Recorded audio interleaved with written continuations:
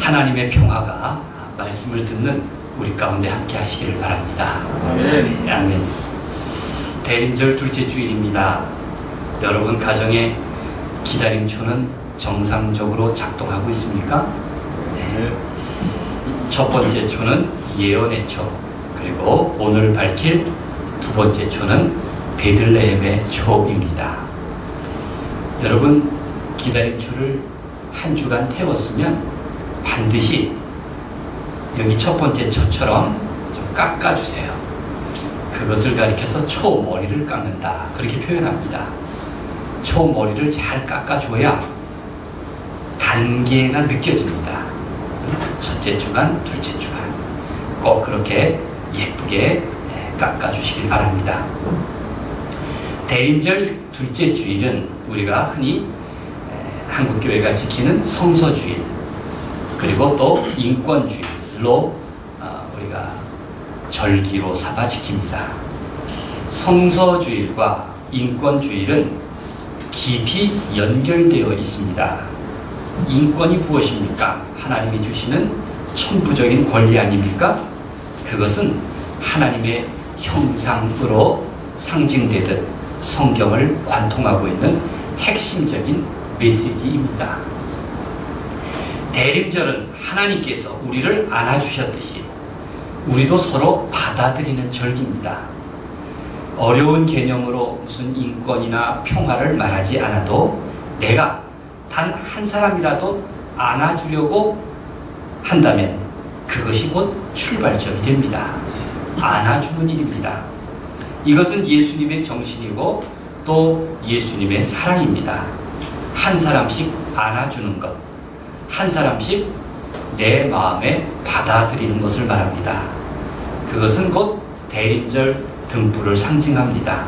등불을 하나 둘씩 밝히면서 세상은 환해지고 또 따뜻해지는 법입니다. 독일의 수도자이며 우리나라에도 잘 알려져 있는 작가 안셀름 그린은 기다림초의 의미를 이렇게 말했습니다.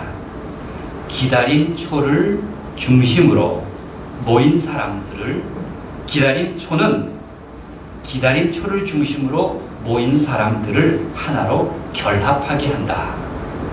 기다림초를 중심으로 모인 가족, 또 함께하고 있는 공동체가 하나 되도록 그렇게 묶어준다고 그렇게 말하고 있습니다. 그러면서 그는 초에 불을 붙일 때 이렇게 기도하라고 합니다. 예수 그리스도의 빛이 대림절 시기에 언제나 삶 안에서 저희를 비추어 주소서. 저희 마음에 어둠을 몰아내시고 저희가 머무는 집을 사랑으로 채우소서. 그렇게 기도하라고 합니다. 내 마음에서 어둠을 몰아내 주시고 우리가 머무는 집, 그것을 사랑으로 채워주소서. 그게 등불을 밝히는, 기다림초를 켜는 의미일 것입니다. 희망이란 그런 것입니다. 희망은 우두커니 앉아서 아침을 기다리는 것이 아니라 등불 하나를 밝혀 조금씩 어둠을 내모는 것입니다. 시인 윤동주는 쉽게 쓰여진 시에서 이렇게 말했습니다. 등불을 밝혀 어둠을 조금 내몰고 시대처럼 올 아침을 기다리는 최후의 나, 그 자신을 그렇게 노래했던 것입니다. 오늘 본문은 다윗의 자부심으로 가득합니다. 한 인간의 오만함이 아닙니다. 그는 하나님 앞에서 겸손과 감사로 가득합니다.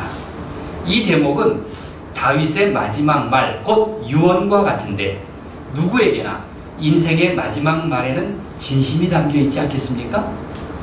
유언을 한다면서 온갖 거짓말을 쓰는 사람은 인간도 아닐 겁니다. 다윗의 유언에는 내 집이 하나님 앞에 이같지 아니하냐, 대단한 자부심이 느껴집니다. 내 집이 하나님 앞에 이같지 아니하냐. 그가 평생 의지한 믿음의 중심이 무엇인가 하는 것을 느낄 수 있습니다. 그가 평생 따른 믿음의 구석이 아니라 믿음의 중심이 과연 무엇일까요? 유언은 사람이 할 수 있는 가장 진지한 말입니다. 지금 죽어가는 사람이 말하는 것이므로 결코 흘려들어서는 안 될 것입니다. 그 말은 수정이 불가능하기 때문입니다.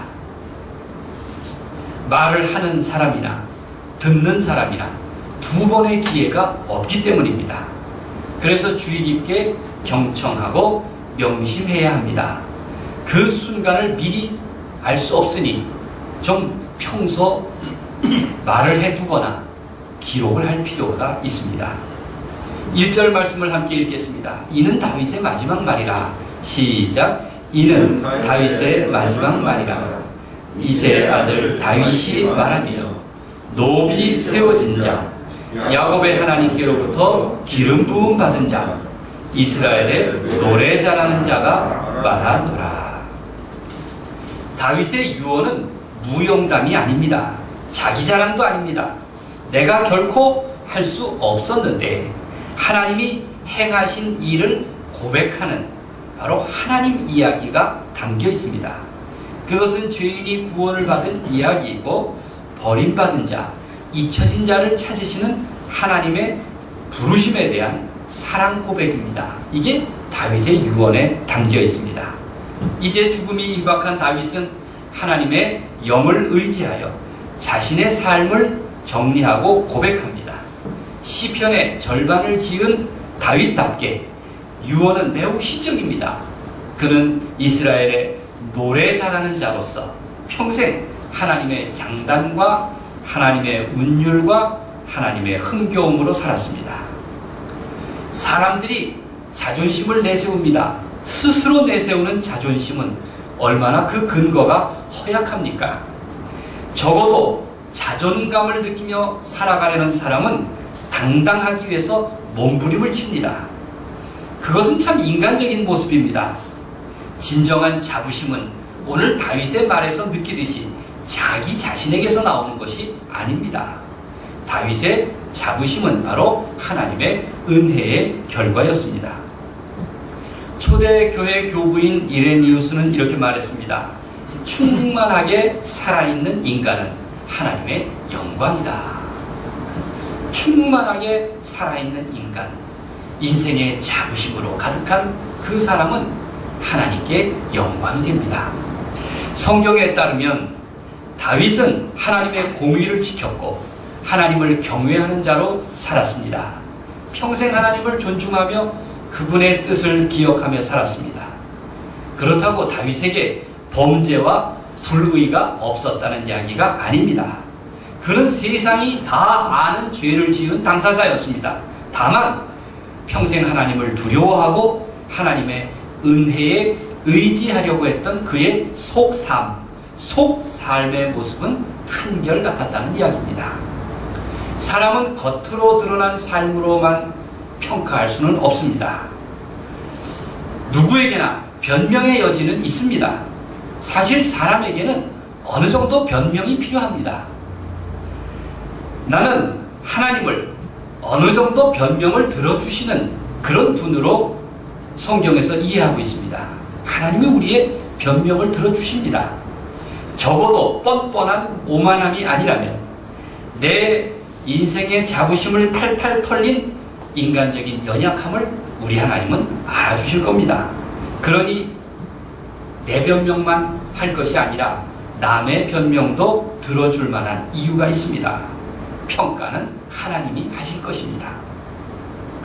다윗의 유언에 따르면 그는 왕으로서 자신의 통치에 대해서 요약합니다. 3절, 4절을 보니까 사람을 공의로 다스리는 자, 하나님을 경외함으로 다스리는 자여.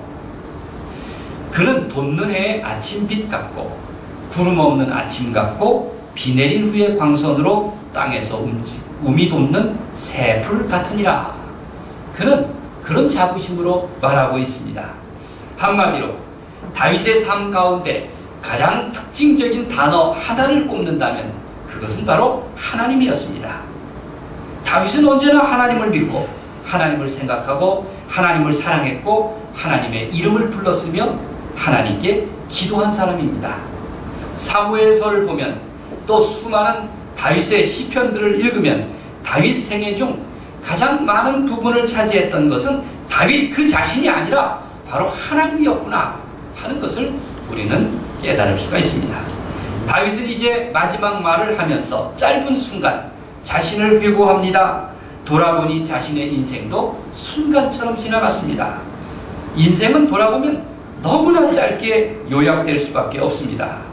다윗 역시 그 짧은 시간에도 얼마나 부질없는 일들이 많았습니까? 후회스러운 때도 있었습니다. 지워버리고 싶은 인생의 그림자는 얼마나 많았습니까? 다윗의 인생은 균형 잡힌 삶이 못 되었습니다. 목동으로 살던 무명 시절을 거쳐서 골리앗과 싸움으로 갑자기 이름을 떨쳤습니다. 그 일이 계기가 되어서 오히려 사울 왕의 질투를 사서 쫓겨다녔고 죽음의 고비를 여러 차례 맞이하면서 피난처를 전전해야 했습니다. 그는 살아남기 위해서 미친 척을 해야 했고 비굴하게 적의 수하에서 꼬리를 감췄습니다. 그리고 나서 결국 왕위에 올랐습니다. 그런데 왕으로서 인생의 절정에 올라왔을 그즈음 치명적인 범죄를 저질렀고 그 대가로 인생은 내리막길을 걸었습니다. 다윗은 참회를 위해 무던히 애를 쓴 결과 마침내 용서를 받았고 왕위를 회복합니다. 다 하나님의 은혜였습니다. 그리고 만년의 삶은 하나님과 동행을 하였습니다.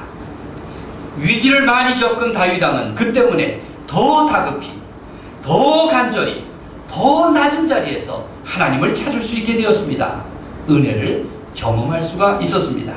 위기의 순간마다 그가 경험한 하나님은 대단히 친밀하신 분이었고 대단히 인격적으로 만나주셨습니다. 멀리 계신 분이 아니라 지금 여기 그렇게 함께 하시는 분이셨습니다.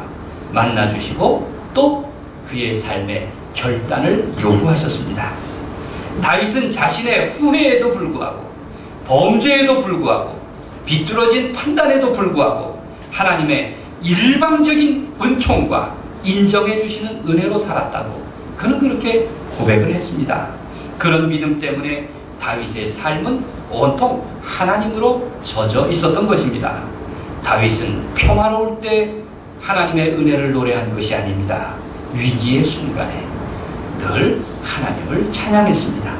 하나님께 인정을 받는 것은 선한 행실 때문이 아닙니다. 남보다 큰 공로 때문도 아닙니다. 하나님의 마음에 드는 속삶 때문입니다. 그가 한 모든 일이 다윗의 노력의 결과가 아니었습니다. 다윗의 노력 반, 하나님의 은혜 반, 이것이 아니라 전적으로 하나님의 은혜였구나.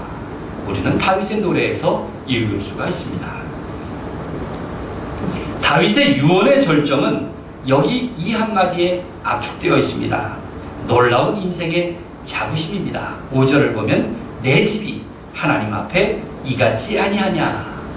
내 집이 하나님 앞에 이같지 아니하냐. 5절 말씀을 함께 읽겠습니다. 시작. 내 집이 하나님 앞에 이같지 아니하냐. 하나님이 나와 더불어 영원한 언약을 세우사 만사에 구비하고 견고하게 하셨으니 나의 모든 구원과 나의 모든 소원을 어찌 이루지 아니하시랴. 하나님께서는 다윗과 약속을 하시고 그 언약을 지켜주신 분이라고 말합니다.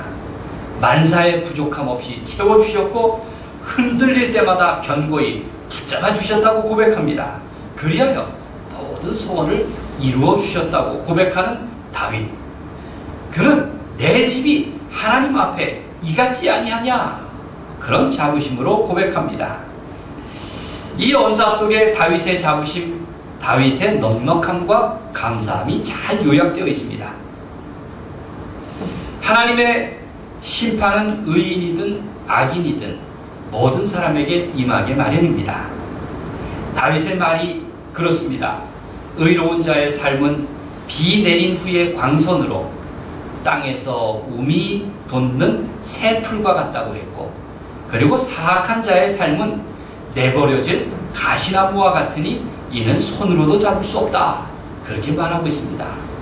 우리 시편 1편의 복 있는 자의 삶, 의로운 사람의 삶이 어떠한가 하는 것을 여기서도 볼 수가 있습니다. 다윗의 유언은 우리를 향해서 그러니 내 삶의 방식을 지금이라도 고치라고 하는 것입니다.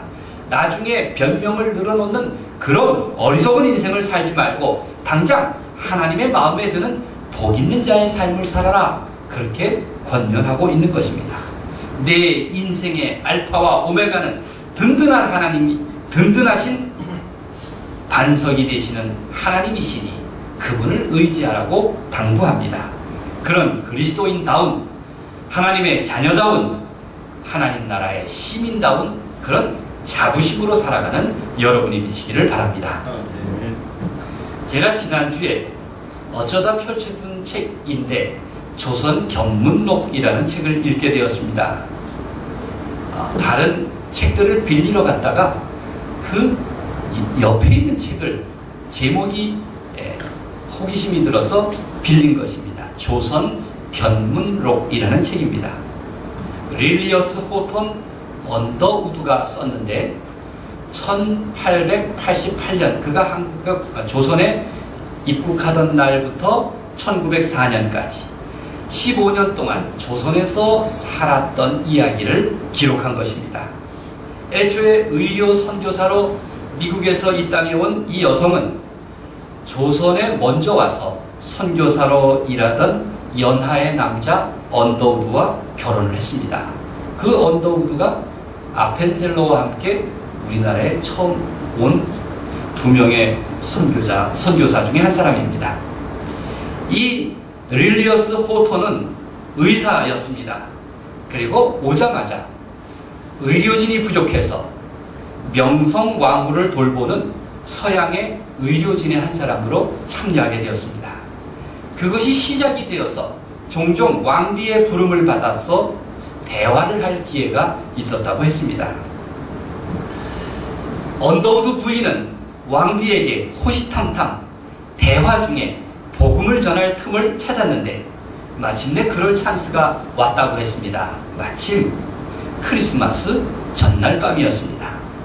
이렇게 기록하고 있습니다. 크리스마스 전날에 왕비는 나를 불러서 우리의 축제에 대해 그 기원이며 의미, 그리고 어떻게 축하하는지 따위를 물었다. 그 누가 이보다 더 좋은 기회를 얻을 수 있을까? 그런 상황에서 복음에 대해 말하지 않는다는 것은 있을 수 없는 일이라. 그렇게 말합니다. 언더우드 부인은 이제 크리스마스에 대해서 설명을 합니다. 천사들의 합창, 별들, 구유 안에 누운 어린아기, 버려진 세상, 그리고 이 세상을 그토록 사랑하시는 오직 하나뿐인 하나님, 사람을 구하려고 오신 구세주에 대해서 이야기를 했습니다. 이게 명성왕후에게 직접 한 얘기입니다. 왕비는 무척 흥미를 느끼며 열심히 이야기를 듣고는 곁에 있는 임금은 고종이죠. 그리고 세자에게 활기찬 목소리로 되풀이하여 이 언더우드 부인이 하는 말을 전달해 주었다고 했습니다. 며칠 뒤 왕비는 다시 언더우드 부인을 불러서 미국에 대해서 많은 것을 묻고 난 뒤에 서글픈 목소리로 이렇게 말했답니다. 아, 조선도 미국처럼 그렇게 행복하고 자유스럽고 힘이 있다면, 이렇게 부러워했습니다. 그래서 부인은 미국이 아니라 또 다른 나라가 있는데 그것은 죄악도 고통도 없는 나라, 한없는 영광과 착함과 기쁨이 있는 나라가 있다고 말해 주었습니다. 어느 나라인지 알고 계세요? 네. 왕비는 비통한 심정으로 탄식하면서 말하기를, 전하와 세자와 나 모두가 그곳에 갈 수 있으면 얼마나 좋을까라고 말했습니다. 왕비는 망해가는 쇠약한 나라 조선의 국모로서 힘있는 유럽과 미국 사람들과 친밀히 사귀면서 지지를 받고자 했던 것입니다. 견문록은 이렇게 이어집니다. 그러나 슬프게도 나는 그에게 죄인은 그곳에 갈 수 없다는 것을 말하지 않을 수 없었다. 왕비는 말하기를, 죄인은 안 된다고? 왕비는 얼굴을 떨어뜨렸고 빛나던 표정은 어두워졌다. 그는 자기가 거의 신성한 권위를 지니고 있긴 하지만 죄인이라는 것을 알고 있었다. 그리하여 방 안에는 침묵이 감돌았다. 그때 언더우드 부인은 담대히 전하였습니다. 예수를 믿는 사람은 누구나 용서받을 수 있고 예수를 통해 깨끗해질 것이며 따라서 이 나라를 신성하게 할 수 있다는 기쁜 소식이었습니다. 그게 바로 지금 우리가 맞이하는 대림절이요 성탄의 소식인 것입니다. 왕비는 사려 있게 그의 말을 들었다고 조선전문록은 기록하고 있습니다. 이듬해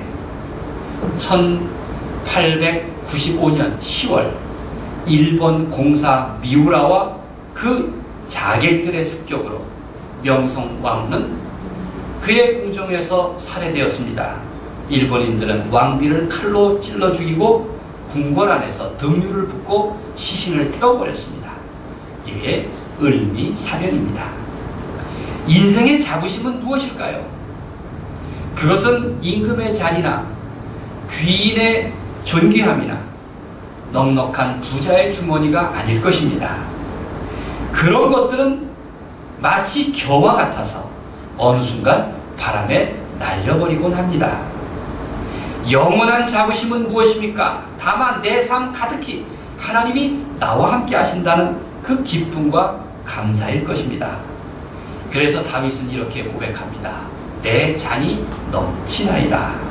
그의 넉넉한 자부심, 그의 넉넉한 자부심을 우리는 읽을 수가 있는 것입니다.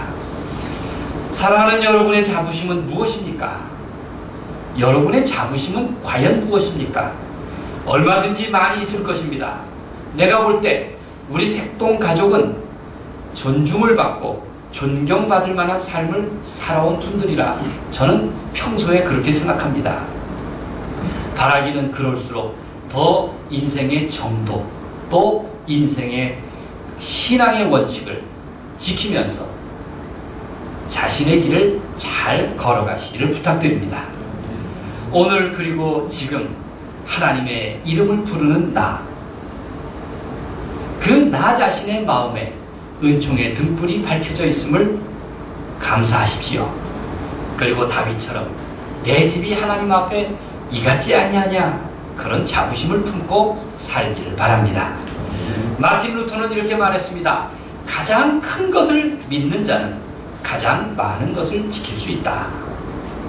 그렇게 말했습니다. 내 안에 믿음의 등불, 사랑의 등불을 켜는 일은 나 자신뿐만 아니라 남들이 나를 통해서 빛을 느끼고 따뜻함을 경험하도록 하는 정녕 아름다운 일입니다. 바라기는 여러분 모두 내 집이 하나님 앞에서 이같지 아니하냐 그런 자부심으로 살길 바랍니다. 하나님의 자녀로 살면서 참 좋은 믿음의 유산을 남기기를 바랍니다. 그리고 새로 맞이하는 하나님의 달력 모든 시간 가운데 여러분의 인생을 축하하고 축복하십시오. 하나님께서 여러분의 인생을 축복하시고 은혜 베푸시기를 내 영혼의 등불이신 우리 주님의 이름으로 간절히 축원드립니다. 아멘. 기도하겠습니다. 하나님, 우리는 대림절에 성탄의 이야기를 나눕니다. 이 땅에 오신 하나님에 대하여 이야기를 나누면서 나를 구원하신 하나님, 내 삶을 반석 위에 두신 하나님, 비록 허물과 죄가 많지만 나의 변명을 들어주시는 하나님, 그리고 나를 새롭게 하시는 은총을 이야기합니다. 주님, 더 나아가 내가 켜는 등불이 나 자신뿐만 아니라 이웃들과 세상을 향한 빛이요 따뜻함임을 다시 한번 고백하며 그리고 내 팔둘레를 넓히는 일을 게을리하지 않도록 나를 일깨웁니다. 주님, 우리가 밝히는 이 등불에 은혜를 베풀어 주옵소서. 평생 내 영혼에 등불이신 우리 하나님을 늘 찬양하며 고백하며 그 은총에 머무는 저희가 되도록 인도하여 주시옵소서. 하나님, 그리하여 내 인생에 가장 큰 자부심이 오직 주님 안에 있음을 고백하게 하시고 내 잔이 넘치나이다, 이러한 감사와 찬양으로 살아가는 저희가 되도록 인도해 주옵소서. 오늘 이 땅이 참으로 어둡습니다. 자주 흔들립니다. 주님께서 성탄의 은혜를 허락하여 주옵소서. 예수 그리스도 이름으로 간절히 기도드립니다. 아멘.